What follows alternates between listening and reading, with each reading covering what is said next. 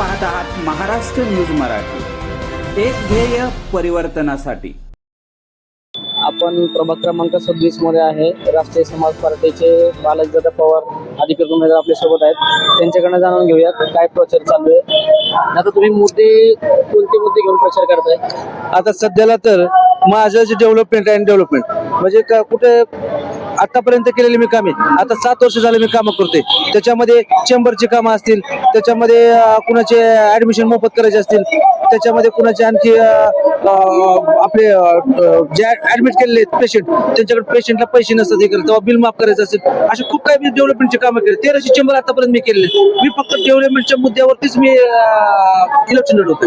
Light व्यवस्था असेल, ट्रॅफिकची समस्या असेल, रस्ते दुरुस्त करण्यात असेल, त्याचे मुद्दे काय घेतले का तुम्ही? त्या संदर्भात आता मध्ये पाऊस जास्त पडला होता, तर मी रात्री 2-2 वाजता लाईटचे पोल बसून दिलेले आहेत आणि 12 महिने 24 तास मी केव्हाही कुणाचा फोन येऊ द्या। मी आता दणकुडीचे चेंबर आपण जिथे उभारलं का, हे चेंबरची कामं सगळं मी केलेले आहेत।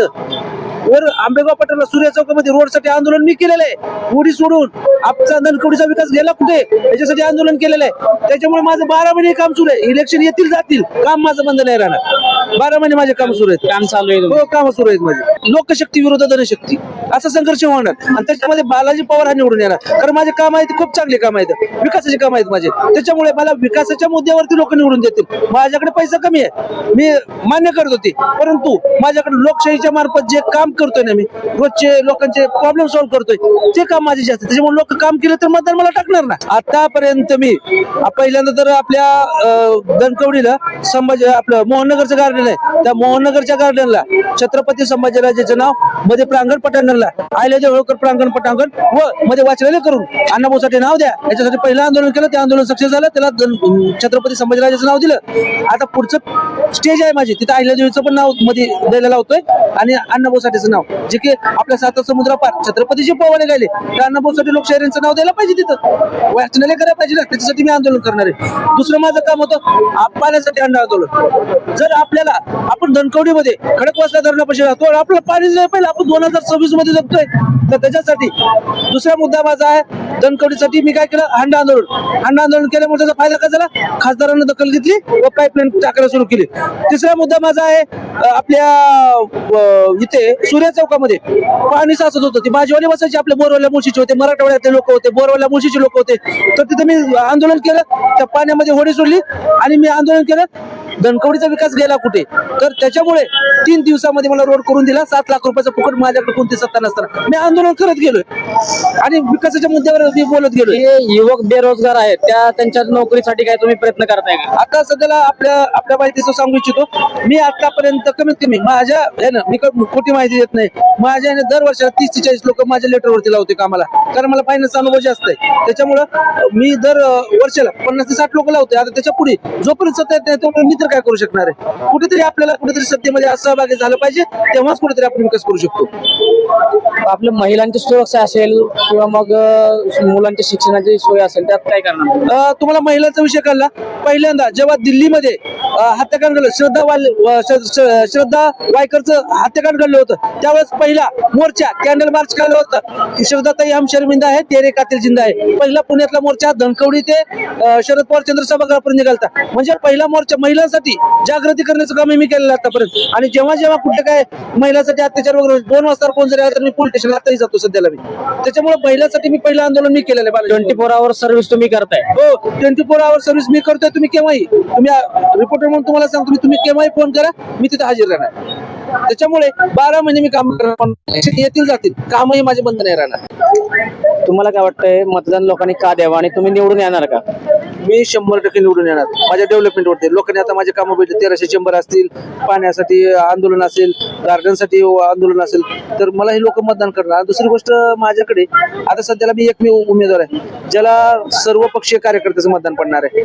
कोण हक्कानं म्हणू शकतं का असं दुसरा की मला सर्व पक्षीय कार्यकर्त्याचे मतदान पडणार आहे, पण मला पडणार आहे, त्याचा फायदा मला होणार आहे। मी कार्यकर्ता पुऱ्या पक्षाचा बघितला नाही, त्याचं काम केलेलं आहे। आज तुम्हाला सांगतो, मी प्रभाग क्रमांक 37 ड मधून 101% इलेक्शन मी किंग नाही तर किंग मेकरची भूमिका राबवणार आहे. म्हणजे मी निवडून येणार तर येणारच, आणि महानगरपालिकेमध्ये धनकोडीमधनं महानगरपालिकेमध्ये जाणार. त्याच्यामुळे तुम्ही निश्चिंत राहा. तुम्हाला येत्या 15 तारखेला आपलं इलेक्शन आहे, 16 तारखेला गुलाल लावलेला हा बालाजी पवार दिसेल. त्याच्यामुळे आपलं जे माझं जे विकासाचे काम आहे त्या विकासाच्या कामावरती मी निवडून येणार, आणि सर्व पक्षीय कार्यकर्तेच मला निवडून देणार. बाकीचे राजकारण लोक कंटाळलेले आहेत. माझं राजकारण हे विकासावरती आहे, बाकीचं राजकारण आपण पाहताय. त्याच्यामुळे सर्व पक्षीय कार्यकर्ते मला मतदान टाकणार आहेत. बालाजी त्यांना माहिती आहे, बालाजी हा शेतकरी कुटुंबातला, पहिलवानकी कुटुंबातला गरीब घरातला पोरगा आहे. तुम्ही जनतेसाठी आजपर्यंत आंदोलन वगैरे केलीत का? आंदोलन आतापर्यंत 10 ते 12 आंदोलन केले, तर माझ्यावर केसेस पडलेले आहेत, आणि केसेस पण पडलेले आहेत. केसेस पडले होते. आणि निवडणूक बघानंतर माझ्यावर आचारसंहितेचे केस टाकले. काही माझं काही नसताना संबंध, म्हणजे कुठेतरी धनशक्ती विरुद्ध जनशक्ती असा संघर्ष निर्माण होणार आहे इथून पुढे. आणि लोकांची मला सहानुभूती खूप जास्त आहे, कारण बालाजी 12 महिने काम करतोय आणि त्याला लोक त्रास देत आहेत, नेतेगिरी. मला कार्यकर्ते चांगले आहेत माझे, पण बाकीच्या पक्षाचे कार्यकर्ते माझ्यासाठी खूप प्रेम करतात माझ्यावरती. त्याच्यामुळे मला काय असंही नाही, इथून पुढे मी आंदोलन करत राहणार आहे, अजून भरपूर आंदोलन करत राहणार. इलेक्शन येतील जातील, पण आंदोलन माझं थांबणार नाही. सर्वसामान्य लोकांसाठी, त्यांच्या हक्कासाठी आंदोलन करत राहणार मी.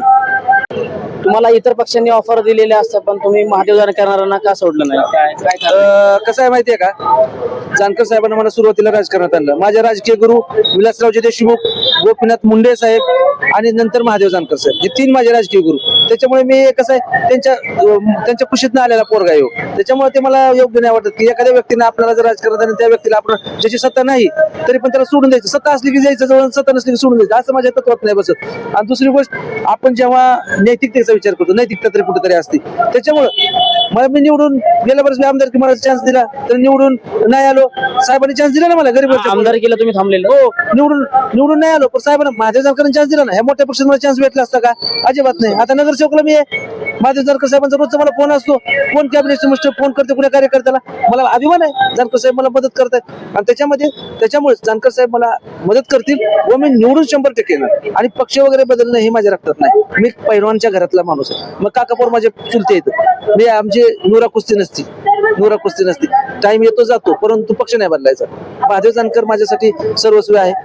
आई जेवढं की मी आई वडिलांवर प्रेम करतो, महादेव जानकर साहेबांवर प्रेम करतोय. त्याच्यामुळं हे पक्ष बदलणं वगैरे, सत्ता येते जाती, माणूस नाव राहायला पाहिजे. आज मला लोक मानतात धनकोडीतले, आंबेगाव पठारचे, की बाबा बालाजी 12 महिने जानकर साहेबांनाच का चिटकुला असतो. कारण मला ते नाही, मला पक्ष नाही बदलणार. जेवढं आहे त्याच्या ह्याच्यानुसार मी काम करणार. तुम्ही पाहताय सत्ता नसतानाही महादेव जानकरांचा पक्ष सोडणार नाही, आणि मी चांगल्या मताने निवडून असं आश्वासन बालाजी पवार यांनी आपल्याला दिलेलं.